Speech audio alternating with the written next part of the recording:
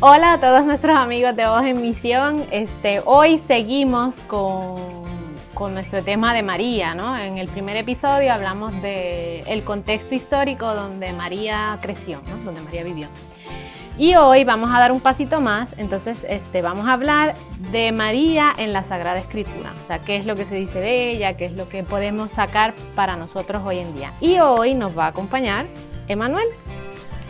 Hola Jenny, hola, soy Emanuel, soy también hermano de la comunidad, misionero, tengo 31 años, es un gusto estar aquí contigo. Muy bien, muchas gracias por aceptar. Entonces, bueno, sabemos que de María no es que se dice muchísimo, ¿no? Sí, en la Biblia, sí. Pero hay dos evangelios que hablan más de ella, pero hoy no, por tiempo pues nos vamos a quedar sobre todo en Lucas. Con Lucas. Entonces, no sé. Claro, podemos hablar un poco de Lucas, ¿no? Porque es un evangelio que se dice que es el evangelio de las mujeres, ¿no? ¿Por qué decimos que Lucas es el evangelio de las mujeres? Porque prácticamente en este evangelio tiene un montón de parábolas que habla de mujeres, con encuentro con Jesús, de conversión, de sanación, pero también es donde encontramos más la figura de María, ¿no? María, Madre de Dios, ¿no? ¿Por qué? Porque Lucas prácticamente es uno de los últimos evangelios a escribir, después de los años 70 más o menos, y había la necesidad de saber, oye, ya escribieron 2 evangelios, ¿qué sabemos del nacimiento de Jesús? ¿Qué sabemos de la vida, de la infancia? Entonces... Sí, es interesante recordar esto, ¿no? Que no era que los discípulos de Jesús iban como que detrás de él, tipo periodistas, sí, copiando todo, ¿no? Sino que era más como que cuando, bueno, claramente Jesús murió, ascendió a los cielos, ¿no? Y quedaron los 12, ¿no? Pero cuando los 12 empezaron a morir también, y los que habían conocido a esos 12 apóstoles, pues ahí se vio, la comunidad cristiana vio la necesidad de empezar a escribir. Exacto. Para no perder las enseñanzas de Jesús, sí, ¿no? Y ahí es que surgen los evangelios. Es la cuestión que no tenía hojas, ¿no? Como tenemos ahora. Entonces, a partir de la necesidad de la comunidad que quería saber más de quién es ese Jesús, empieza también a responder a aquellas personas que sabían escribir. Y Lucas es uno que sabe escribir muy bien, ¿no? Sí, es como cuando a veces uno, no sé, como que a veces uno le empieza a preguntar a los abuelos, sí, ¿no? Cómo era, o cuando el abuelo falta, entonces ya, pues uno le empieza a preguntar a los papás, ¿no? Oye, la ¿cómo memoria, era? ¿No? Recuperar la memoria, ¿no? Eso es importante. Sí, es importante porque también damos cuenta que los 4 evangelios son muy diferentes, ¿no? Exacto. Entonces, por eso también encontramos diversidad y también entre paréntesis, vamos a decir así, encontramos también convergencias. Uno dice una cosa, otro dice otra cosa, y claro, es por eso. Claro, es como si cada uno hubiera recuperado un aspecto diferente de Jesús, ¿no? O de la memoria, ¿no? Claro. Algunos se enfocó, qué sé yo, Lucas se enfocó más en la misericordia, Marcos más en otra cosa, ¿no? Juan en el recuerdo de Jesús resucitado, por ejemplo, ¿no? Etcétera, ¿no? Pero nos quedamos con claro, Lucas, ¿no? Porque Lucas es justamente ese evangelio de la conversión, de la misericordia, donde encontramos la parábola famosísima, Lucas 15, ¿no? De la parábola del hijo pródigo, de la oveja perdida, de la moneda, ¿no? En fin, es la parábola de la misericordia, pero también es el evangelio de las mujeres, ¿no? Exacto, donde hay más protagonismo. Hay más protagonismo de la mujer. De hecho, hay gente que dice que es como trae la buena nueva de Jesús y también la buena nueva de María, ¿no? Porque de hecho le dedica bastante al principio, sobre todo, bastante tiempo. El nacimiento de Jesús, el anuncio del ángel Gabriel a María, cosas que no vemos en los evangelios anteriores. Exacto. Ahora que lo mencionas, siempre por falta de tiempo, pues entonces vamos a quedarnos con un texto nada más de Lucas y ahí lo vamos a ir desmenuzando. Nosotros, bueno, nos hemos puesto de acuerdo ya anteriormente porque hay que estudiar, para este podcast, claro. Para el más que estudiado, vamos a hablar vamos a tomar el texto de la visitación, pero dentro del texto de la visitación vamos a hablar del Magnificat, que es la oración que María dice, ¿no? Que, bueno, empieza, proclama mi alma la grandeza del Señor, que seguro en cantos de parroquia o la oración, exacto, la hemos escuchado alguna vez. Entonces, Si tú me dices ahora, me recuerdas, ¿cuáles son, o sea, dentro de la visitación, qué es lo importante? O sea, qué dos cosas, son nuevas y para entonces entrar directamente al Magnificat. Claro.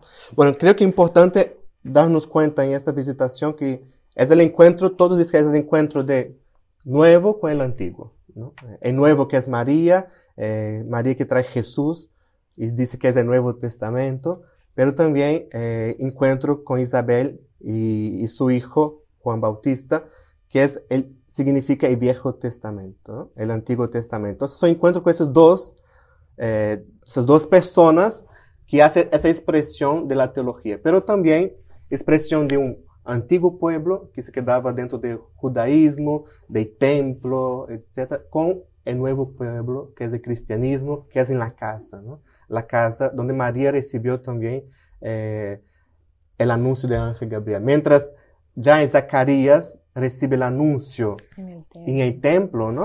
Pasamos a María que recibe el anuncio en la casa. Entonces, la diferencia, ¿no? La casa que es lugar de ambiente familiar. Exacto, porque los primeros cristianos no tenían templos, entonces se encontraban en casas. Por eso es importante y por eso Lucas sitúa estos momentos importantes en contextos domésticos, porque la iglesia nació siendo doméstica, no nació en un templo.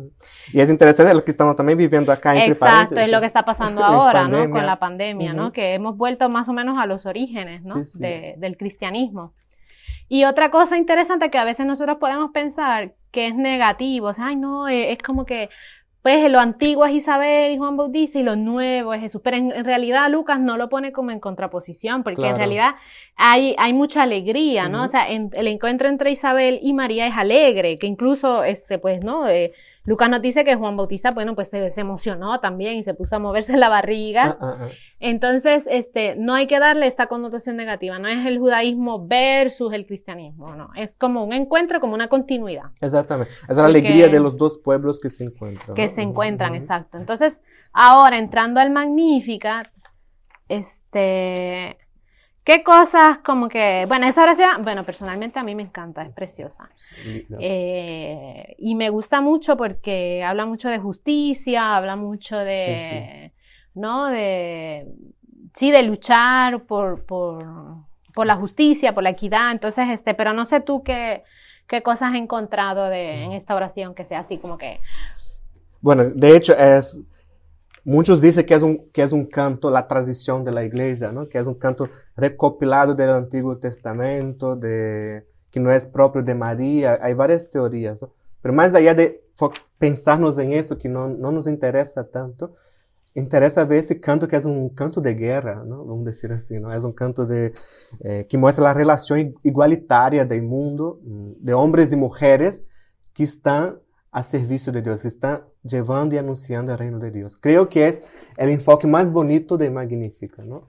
Porque justamente da esta idea de, oye, ya no son más los varones, Lucas creo que muestra eso, ya no son más los varones, pero también la figura de la mujer que se representa en María, ¿no? Y María aquí representa no solo la figura individual de la mujer, ¿no? Es una figura de todas las mujeres que vivían en aquel tiempo, lo que vimos en el último episodio, ¿no? De que las mujeres no eran reconocidas. Entonces, Lucas pasa sutilmente en la figura de María, esta figura que representa una mujer, todas las mujeres de aquel tiempo. Esas mujeres que no eran valoradas, que no podrían ni siquiera leer la palabra, el Talmud, ¿no? Eran totalmente rechazadas, ¿no? Era como fuera, servía dentro de casa, ¿no? Sí, ¿no? Porque de hecho, desde el inicio del cristianismo, o sea, para nosotros también María hoy día, pues ya lo sabemos y lo hemos escuchado, ¿no? Sobre todo los que frecuentamos la iglesia, ¿no? Que María es figura de la iglesia. Sí. Pero desde el principio María fue figura de los cristianos, ¿no? Entonces, es figura colectiva o sea, que quiere decir que es una figura que representa a toda la iglesia, ¿no? Y lo que tú dices es interesante porque en este relato, ¿no? Que están dos mujeres, pues ambas representan a sus respectivos pueblos, ¿no? Religión judía, religión cristiana, pero a la vez es interesante porque es como, no era común que fueran dos mujeres las que representaran a los pueblos, ¿no? Normalmente eran varones, ¿no? Por eso es que tú dices eso, ¿no? Y justamente dentro de ese Magnífica encontramos esta voz de las mujeres, ¿no? Exacto, que son las que hablan. Porque dice, por ejemplo, María dice, mi alma glorifica al Señor y mi espíritu exulta en Dios mi Salvador, ¿no? No se trata solo de una fábula, ay, qué bonito, que se escucha, más bien se escucha la alegría, una expresión, ¿no? De un pueblo que vive, que proclama las maravillas de la presencia de Dios, del reino de Dios, ¿no? Que está con ellas, ¿no? Realmente Dios que reconoce la figura de las mujeres y que trabajan junto con el hombre, ¿no? Esa presencia igualitaria. Sí, también, ¿no? Es como un resumen de lo que Jesús vino a proclamar, ¿no? Sí. La buena nueva, la buena nueva a los pobres, ¿no? Porque ella dice, ha derribado a los poderosos de los tronos, ha levantado a los humildes, ha colmado de bienes a los hambrientos, a los ricos ha enviado con las manos vacías, la misericordia del Señor llega para todos los que le temen. Entonces es como un resumen del reino de Dios. Una cosa que a mí me gustó mucho de este libro del cual nos estamos dejando llevar, dice que la imagen de la mujer preñada, capaz de dar a luz lo nuevo, es la imagen de Dios. Entonces es interesante porque siempre imaginamos a Dios como un señor, hombre barbudo, ¿no? Viejito, sí. Etcétera. Pero Lucas nos presenta otra figura de Dios que es muy bonita y que, bueno, a mí personalmente como mujer me habla mucho, ¿no? Porque dice, imagínate más a las que son madres, ¿no? La imagen de la mujer preñada capaz de dar a luz a lo nuevo, que en el caso de María es Jesús y todo lo que significa, es la imagen de Dios, ¿no? Entonces, para mí eso es como que súper es justo bonito, ¿no? Esa es la idea de hombres y mujeres renacidos por el Espíritu, ¿no? Renacidos por la justicia, ¿no? Por el deseo de hacer el bien. Exacto. De la presencia de Dios, de llevar el reino de Dios, ¿no? Esa es la Una belleza. cosita así para terminar rapidito, todavía estamos en Pascua, entonces hay otro, en los Hechos de los Apóstoles que también Lucas escribió, María aparece al principio en Pentecostés. Claro. Entonces, ¿qué significaba María para la iglesia primitiva? O así rapidito, así ya para terminar, ¿no? La importancia que tuvo María en los primeros grupos cristianos. Sí, claro.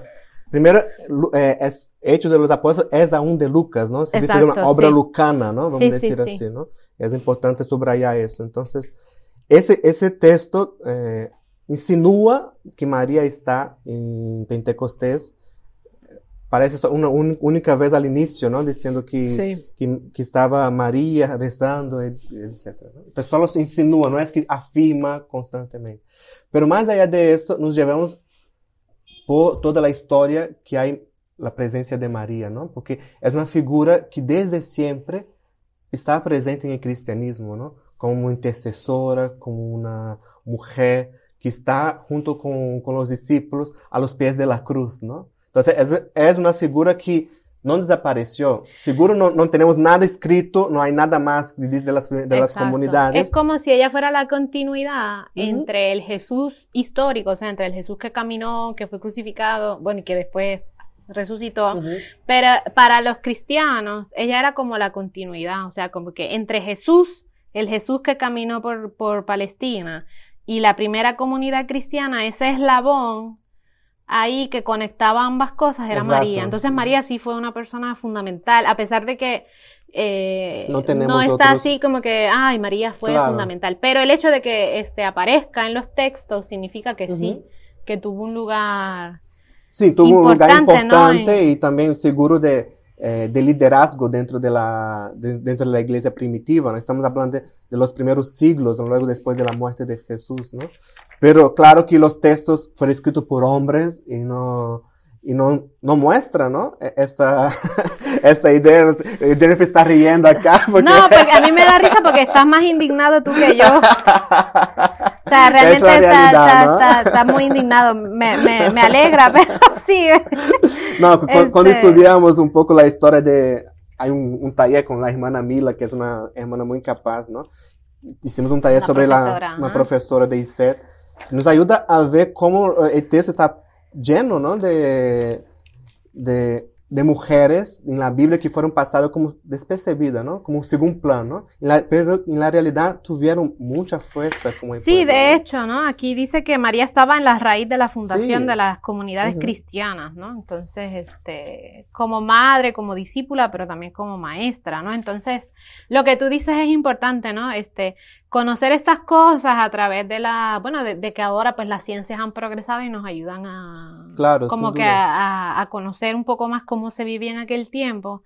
Pues es bonito porque María se le devuelve el lugar que tuvo, ¿no? En la fundación de las comunidades antiguas cristianas, pero también nos ayuda a entender hoy en día la importancia de la mujer en toda la historia de la iglesia, ¿no? Desde el inicio, no solo ahora, ¿no? Que quizás estamos en otro contexto histórico, ¿no? Donde la mujer ha alcanzado otras cosas, pero desde el principio sí, la mujer tuvo papeles fundamentales. Claro. Y eso iba en contra de la cultura de aquel tiempo, porque la cultura grecorromana sabemos que pues era muy patriarcal, ¿no? Sí, sí. La mujer estaba en la casa y el hombre estaba afuera. Entonces, esto también sirvió de testimonio y de novedad, ¿no? El cristianismo fue muy novedoso en ese sentido, ¿no? Claro, entonces, me parece que el cristianismo en aquel tiempo tenía más coraje do que ahora, ¿no? De ir contra la sociedad de aquel tiempo. Y claro, en aquel tiempo las mujeres no tenían voz y el cristianismo también con Pablo ha puesto a las mujeres en un lugar de liderazgo. Exacto, sí, porque de hecho a Pablo a veces dicen, no, Pablo a veces se escucha, ¿no? Que Pablo era machista, pero no necesariamente, ¿no? Claro. Es que hay que leer cada cosa en el contexto en el que fue escrito.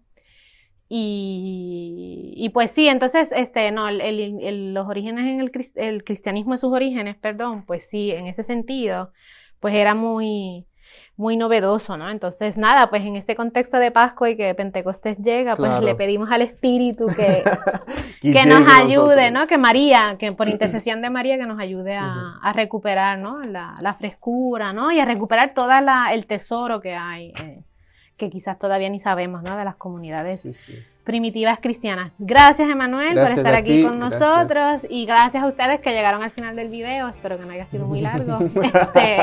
Y nada, y nos vemos en el próximo episodio, que también va a ser de María, pero ya desde otro punto de vista.